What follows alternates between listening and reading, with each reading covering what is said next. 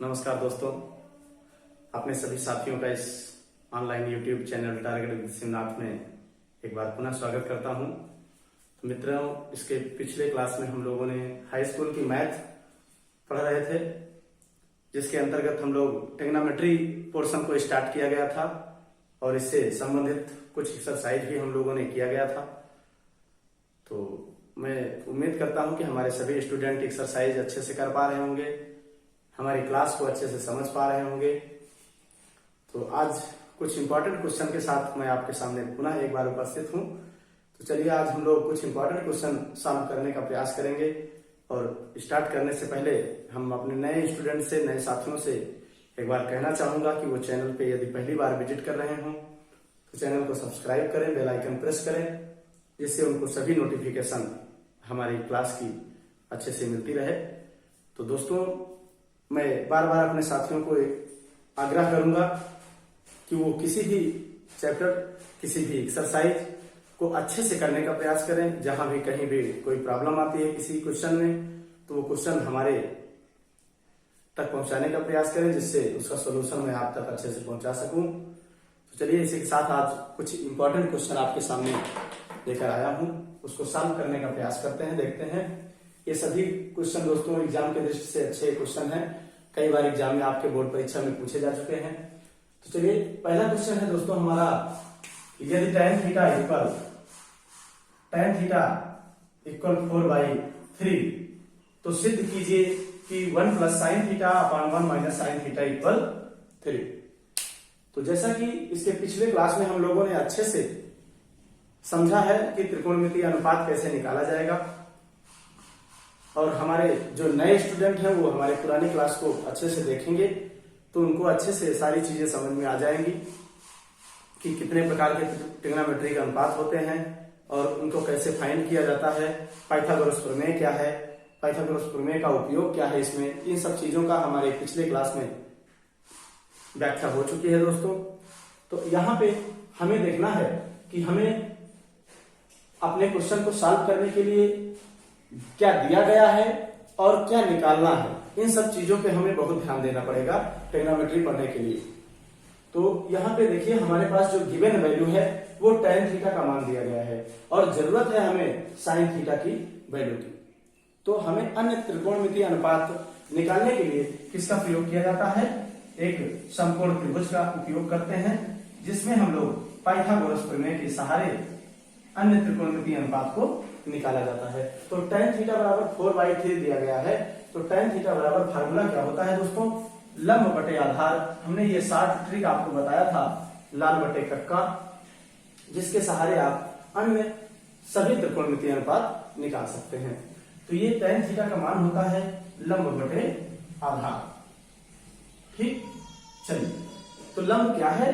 4, लंब 4 दिया गया है आपका और आधार 3 दिया गया है। कर्ण निकालना है दोस्तों, तो हम फार्मूला का उपयोग करेंगे।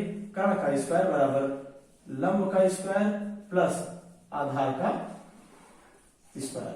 ठीक, अब इसमें वैल्यू रख दीजिए। लंब का स्क्वायर करेंगे 16 हो जाएगा, प्लस आधार का स्क्वायर 3 है, आधार का स्क्वायर करेंगे 9 हो जाएगा। 16 और 9 25 हो जाएगा दोस्तों। ये हो जाएगा आपका कर्ण का स्क्वायर 25। तो कर्ण इक्वल क्या हो जाएगा? कर्ण बराबर 25 का रूट ले लेंगे तो ये हो जाएगा आपका 5। तो ये वैल्यू आपकी क्या हो जाएगी? 5 हो जाएगी। तो हमें अपने इक्वेशन पे चलिए देखना है कैसे करना है। हमारे पास क्या दिया गया है?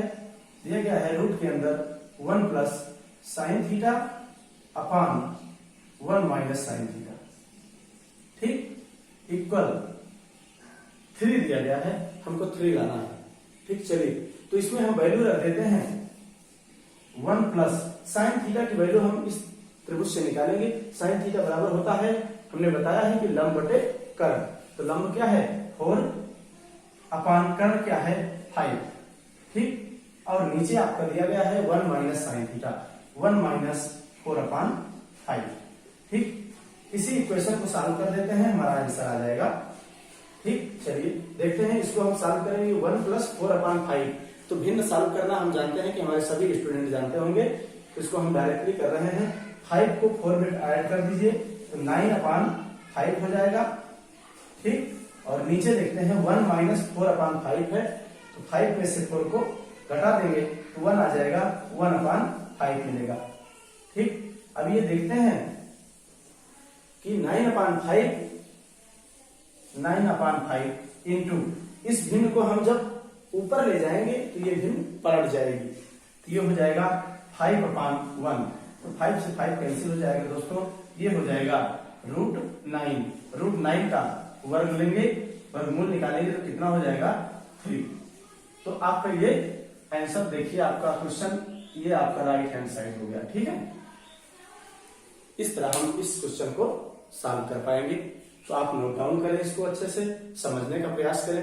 किसी स्टेप में आपको कहीं भी कोई प्रॉब्लम आती है जरूर तो कमेंट जरूर करें दोस्तों, अन्यथा आपका कंफ्यूजन हमेशा बना रहेगा, तो आपको आगे एक्सरसाइज लगाने में प्रॉब्लम हो सकती है।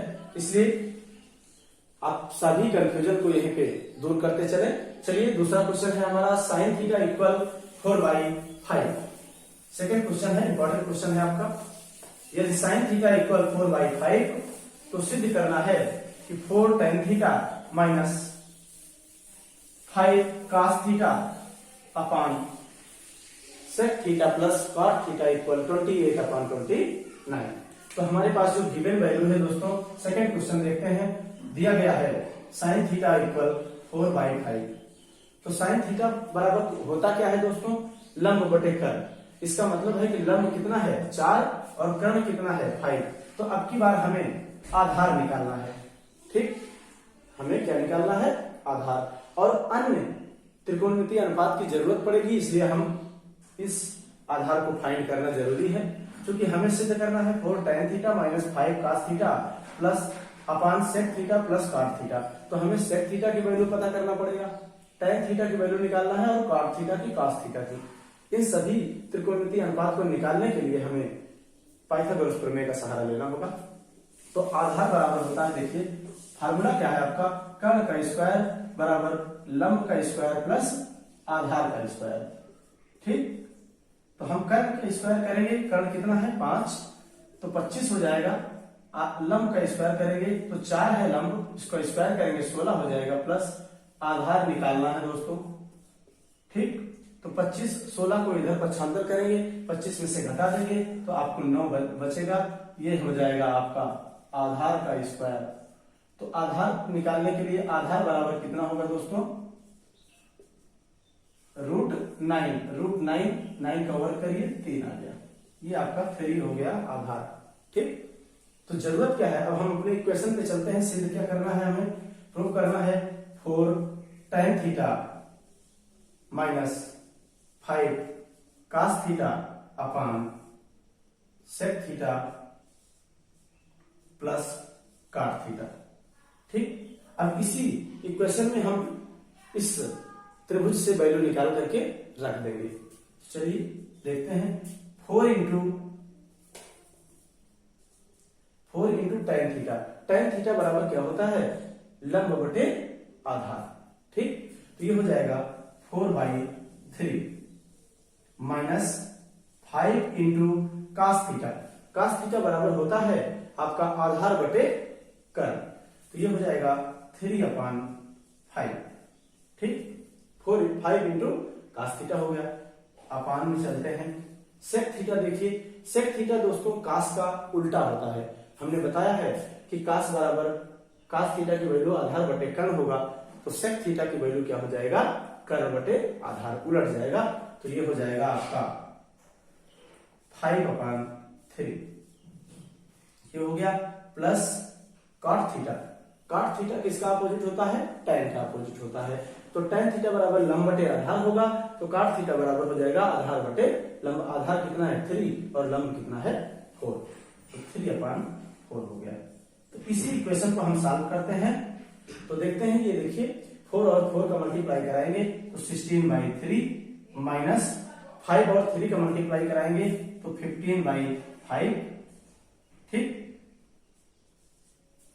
या फिर इसको ऐसे भी कर सकते हैं, 5 को 5 से कैंसिल करा दीजिए, ओनली आपका 3 बचेगा, तो यहाँ पे 3 लिख दीजिए, ठीक। ये हो गया, ये आपका पहला और ये आप देखते हैं 5/3 प्लस 3/4। अब इसी को हम सॉल्व कर लेंगे, क्या मिलेगा, इसको सॉल्व करके देखिए कैसे। 3 को 3 से मल्टीप्लाई कराएंगे तो क्या हो जाएगा, 16 माइनस 9/3 ये हो गया अपान, इसको सॉल्व करेंगे, दो भिन्न है, 5 और 20 प्लस 3 3 का 9 अपान 4 और 3 का मल्टीप्लिकेशन क्या हो जाएगा 12। ठीक, भिन्न सॉल्व करना हमारे सभी स्टूडेंट जानते होंगे, इसको बताने की जरूरत नहीं है, इसको सॉल्व कर लीजिए। ये आपका क्या हो गया, 16 में से 9 को घटा दीजिए, कितना बचेगा 7/3 अपान ये 29/12। ठीक, तो इसको अब हम क्या करेंगे दोस्तों, 7/3 इंटू इसको हम ऊपर लेके जाएंगे तो भिन्न उलट जाती है, तो हो जाएगा ये 12/29। तो 3 से इसको 12 को कैंसिल कर दीजिए, कितना होगा 4 आएगा, 3 चौके 12, तो 7 को 4 से मल्टीप्लाई करा दीजिए, 28/29 ये आपका RHS हो जाएगा दोस्तों, जो आपके क्वेश्चन में राइट हैंड साइड है। यही हमें प्रूफ करके दिखाना था, सिद्ध करना था। ठीक, तो इस तरह हम ये दोनों क्वेश्चन सॉल्व कर लिए, आप इसको अच्छे से नोट डाउन करें। नेक्स्ट क्वेश्चन पे हम चलते हैं, वेरी इंपॉर्टेंट क्वेश्चन है। बिंदु C पर समकोण, एक समकोण त्रिभुज ABC में यदि tan A बराबर 1 तो सिद्ध करिए कि 2 sin A into cos A equal 1। तो चलिए देखते हैं, इसको सॉल्व करने का प्रयास करेंगे। लास्ट क्वेश्चन है इस क्लास का, वेरी इंपॉर्टेंट क्वेश्चन है दोस्तों, और मैं उम्मीद करता हूं कि हमारे सभी स्टूडेंट अच्छे से समझ पा रहे होंगे। अधिक से अधिक आप लोग एक्सरसाइज करने का प्रयास करेंगे, जिससे आपको सभी चीजें समझ में आए। किसी भी प्रकार की कोई डाउट हो तो आप हमको कमेंट करके जरूर बताएंगे। चलिए थर्ड क्वेश्चन है दोस्तों, बिंदु C पर समकोण, एक त्रिभुज दिया गया है ABC एक त्रिभुज दिया गया है, लेकिन ये बता रहा है कि किस बिंदु पे समकोण है C पर। तो हम इसको C मान लेते हैं, ठीक, इसको A मान लेते हैं और ये आपका B हो जाएगा, ABC ये आपका त्रिभुज हो गया, और किस बिंदु पे समकोण है C पे, समकोण का मतलब 90 डिग्री। ठीक है, ये एक समकोण त्रिभुज है जिसमें दिया गया है tan A बराबर 1, tan A बराबर 1 दिया गया है दोस्तों, tan A equal 1। tan A का मतलब है थीटा के स्थान पे यहाँ पे A का उपयोग किया गया है, अर्थात कि इस एंगल को बता रहा है, इस एंगल को इसने A माना है। तो tan A बराबर 1 दिया गया है, तो सिद्ध करना है 2 sin A into cos A equal 1। तो हमें किस त्रिकोणमितीय अनुपात की आवश्यकता पड़ेगी, sin A की और cos A की। तो चलिए हमारे पास गिवन वैल्यू है 1, तो हम 1 को 1/1 भी लिख सकते हैं। tan थीटा इक्वल क्या होता है, कंफ्यूज नहीं होना है दोस्तों, थीटा के स्थान पे यहाँ पे A लिया गया है और कोई इसमें चेंजिंग नहीं है। तो tan थीटा बराबर होता है लंब बटे आधार। तो यहाँ पे देखते हैं लंब बटे आधार, ठीक, तो लंब क्या हो जाएगा 1, आधार 1। लंब और आधार आपके पास 1 है, तो कर्ण निकालिए, कर्ण क्या हो जाएगा, फार्मूले में रख दीजिए, लंब का स्क्वायर है, लंब 1 है, 1 का स्क्वायर 1 ही होगा, प्लस आधार का स्क्वायर, आधार 1 है तो 1 का स्क्वायर 1 होगा, तो ये हो जाएगा 2, ठीक, 1 और 1 ऐड कर देंगे 2 हो जाएगा, तो कर्ण का स्क्वायर हो गया 2, तो कर्ण इक्वल हो जाएगा आपका √2, ठीक, कर्ण कितना आ गया √2। अब चलिए हम उस समीकरण को उठाते हैं जो हमें सिद्ध करना है, 2 sin A into cos A equal 1 सिद्ध करना है। तो 2 sin A और cos A की वैल्यू रख दीजिए यहाँ पे, 2 into sin A, sin A बराबर क्या होता है दोस्तों, लंब बटे कर्ण, तो लंब बटे कर्ण, ठीक, ये sin A हो गया, into cos A, cos A की वैल्यू क्या होगी, आधार बटे कर्ण, आधार क्या है 1, 1/√2। ठीक, कोई डाउट होगी तो आप तत्काल कमेंट करेंगे दोस्तों।